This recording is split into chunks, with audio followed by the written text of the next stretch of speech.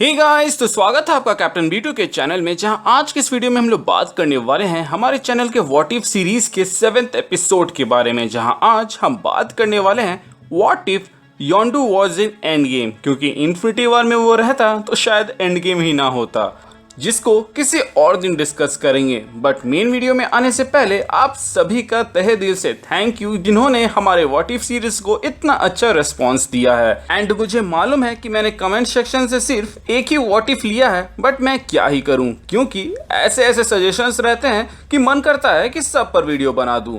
Next जो what if होगा वो कमेंट सेक्शन से ही होगा, इसलिए कमेंट करना तो बिल्कुल भी ना भूले। तो अब आते हैं कि योंडू एंड गेम में होता तो कितना डिफरेंस हो सकता था। वेल, इसका अप्रोच दो टाइप से हो सकता है। पहला ये कि योंडू स्नैप का शिकार हुआ होता, दूसरा वो स्नैप का शिकार नहीं हुआ होता। सो ये सब होने के लिए हम मान कर चलते हैं कि किसी तरह योंडू गार्डियंस ऑफ द गैलेक्सी के सेकेंड पार्ट में जिंदा बच जाता है, जबकि आई पर्सनली फील कि उसका डेथ MCU के अंदर one of the most emotional scene में से एक था। एनीवेज, तो स्नैप के बाद योंडू अपने क्रू के साथ ही रहता है, या फिर वो रॉकेट को कंफर्ट करने के लिए आता है, क्योंकि गार्डियंस ऑफ द गैलेक्सी 2 के एंड में हमें पता चलता है कि रॉकेट भी उसको एज अ फ्रेंड एंड एक फैमिली जैसा मानता है। एंड उसका यहाँ पर ये जो डायलॉग रहता है कि आज सिर्फ मैं एक ही दोस्त खोना अफोर्ड कर सकता हूँ, वो असल में योंडू के लिए था, क्योंकि वो जानता था कि योंडू किसी भी तरह पीटर को वहां पर बचा लेगा। सो मान कर चलते हैं कि रॉकेट एंड नेब्यूला योंडू के साथ उसके क्रू में जुड़कर स्पेस में पेट्रोलिंग करने लगते हैं, जैसे कि कैप्टन मार्वल कर रही थी।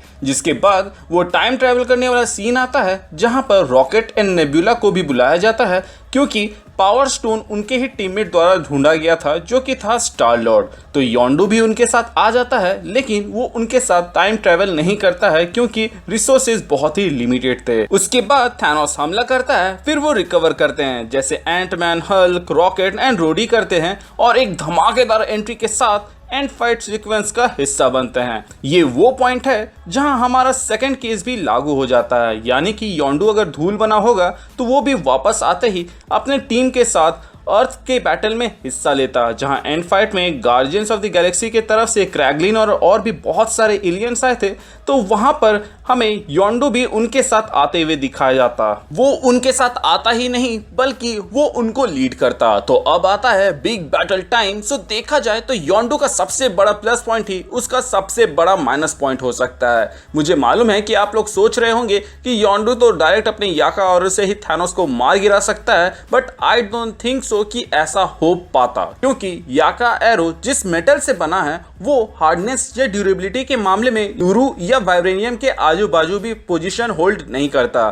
प्लस उसको तो ईगो ने अपने प्लेनेट पे मौजूद स्टोन से ही तोड़ गिराया था, तो यहाँ पर तो उसके टिकने के चांसेस मुझे कम ही लगते हैं। वहीं थैनोस की ड्यूरेबिलिटी की बात करें तो अर्थली मेटल की तरफ से टोनी का नैनो सूट ही एक ड्रॉप ऑफ ब्लड निकाल पाया था। वहीं उरू मेटल एक लौता ऐसा मेटल था जिससे बने वेपन थैनोस को चोट पहुंचा रहे थे, अब चाहे वो स्टॉर्म ब्रेकर हो या फिर म्योनेर। देखा जाए तो थैनोस को सिर्फ एक सीन में किसी नॉर्मल बंदे को मारते हुए दिखाया गया है, बाकी टाइम वो आयरन मैन, कैप्टन थॉर और कैप्टन मार्वल जैसे कैरेक्टर से भिड़ते हुए दिखाया गया था। थैनोस तक पहुंचने के लिए योंडू को सकारंस, आउटराइडर्स, चित्तौरी और ब्लैक ऑर्डर को पार करना होगा, जिसमें सकारंस तो वो है जिनको उसने गार्डियंस ऑफ गैलेक्सी 1 में आराम से हैंडल कर लिया था। रही बात आउटराइडर्स की, तो इसमें दो टाइप के आउटराइडर्स हैं, जिसमें से एक थोड़े एडवांस्ड है जो कि रीजनरेट हो सकते हैं, वहीं दूसरे वाले नॉर्मल है। यहाँ रीजनरेट करने वालों को एक अटैक में शायद ही वो गिरा पाए, बट नॉर्मल वालों को एक शॉट में गिरा देगा। अब आते हैं चित्तौरी आर्मी की ओर, तो उसके जो ग्राउंड ट्रूप्स हैं यानी कि चित्तौरी सोल्जर्स, उनको तो वो आराम से हैंडल कर लेगा, जैसे कि सकारन सोल्जर्स को वो करते हैं। लेकिन चित्तौरी गोरिल्ला में थोड़ी सी दिक्कत उनको हो सकती है, और चित्तौरी लेवियातन को तो आई डोंट थिंक सो कि वो हरा भी पाएंगे। ये सब को पार करने के बाद से आते हैं थैनोस के बेस्ट में से बेस्ट वॉरियर यानी कि ब्लैक ऑर्डर की टीम, जिसमें से वो इबोनिमा को छोड़कर बाकी सबको हरा सकते हैं, कुछ को आराम से तो कुछ के लिए वो दिक्कतें हो सकती है। रही बात कि वो इबोनिमा इबोनिमो को आराम से क्यों नहीं निपटा सकते हैं, तो मैं आपको बता दूं कि इबोनिमो के पास टेलीकिनेसिस पावर है जो कि योंडू के याका एरो को आराम से हैंडल कर सकता है। प्लस इबोनिमो ही वो कैरेक्टर है जो योंडू को थैनोस के पास जाने ही नहीं देगा, या फिर एटलीस्ट उसके याका एरो को वहां तक पहुंचने ही नहीं देगा। हम हमेशा ये बात करते हैं कि डॉक्टर स्ट्रेंज थैनोस से क्यों नहीं लड़ा, जबकि हम लोगों ने टाइटन में देखा था कि वो 4 स्टोन होते हुए भी थैनोस को टक्कर दे रहा था। तो यहाँ बिना स्टोन वाले थैनोस को तो वो आराम से हैंडल कर ही सकते थे। बट यहाँ पर हम ये चीज़ अपने डिस्कशन में कभी नहीं उठाते हैं कि थैनोस के डिफेंस के लिए वहाँ पर इबोनिमो हमेशा मौजूद रहता है,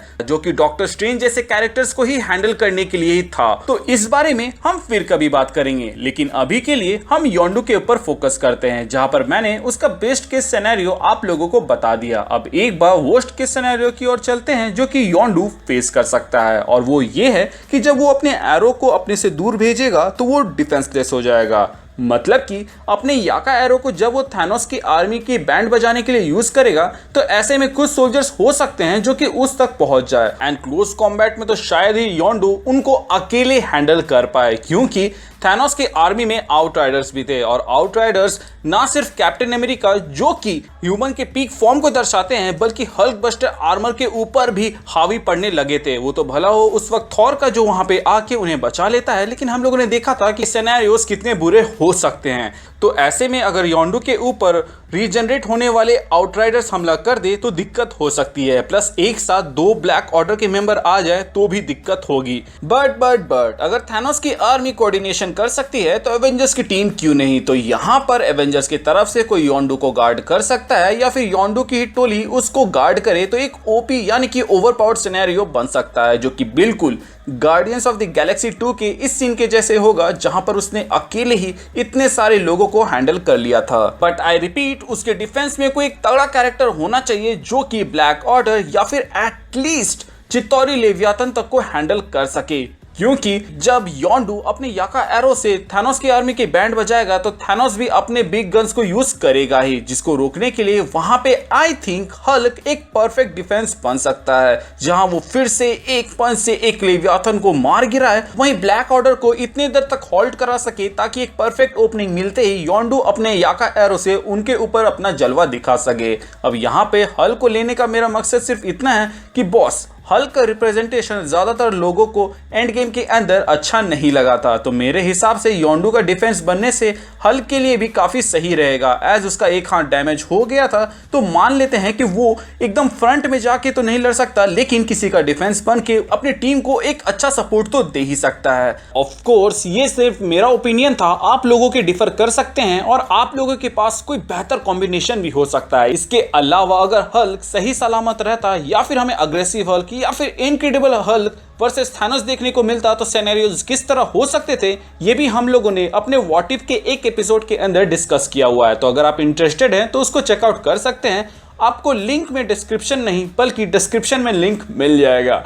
वेल एनीवेज, मेरा फाइनल कंक्लूजन ये है कि योंडू के होने से एवेंजर्स को थैनोस की आर्मी से डील करने में आसानी तो होती, लेकिन फाइनल रिजल्ट में शायद ही कोई इम्पैक्ट पड़ता। सो गाइस, ये था मेरा टेक कि अगर योंडू एंड गेम में होता तो वो कहां पर लड़ाई में लीड दिलवा सकता था, एंड उसका प्राइम ओपोनेंट कौन होता। वो अकेले थैनोस की आर्मी को तो नहीं निपटा सकता था, लेकिन हाँ उसे अच्छा खासा डैमेज दे सकता था, एज वो एरो उतना ड्यूरेबल भी नहीं था। हाँ, अगर वो ड्यूरेबल होता तो फाइट थोड़ी लंबी चलती, बट हमने देखा हुआ है इसको टूटते हुए। और तो और जब ओपोनेंट में इबोनिमो जैसा कैरेक्टर हो तो ये इतना आसान बिल्कुल भी नहीं होने वाला, क्योंकि इबोनिमो उसके अटैक से बचते हुए योंडू को ठिकाने लगा सकता है। मैं योंडू को कमजोर नहीं आंक रहा, बट इबोनिमो को हल्के में नहीं लिया जा सकता। जस्ट बिकॉज उसको एक टीनेजर ने एक मूवी रेफरेंस की मदद से मार दिया था डजंट मीन कि वो कमजोर है। आपको क्या लगता है कि योंडू अगर एंड गेम में होता तो क्या होता, मुझे कमेंट सेक्शन के जरिए जरूर बताइएगा।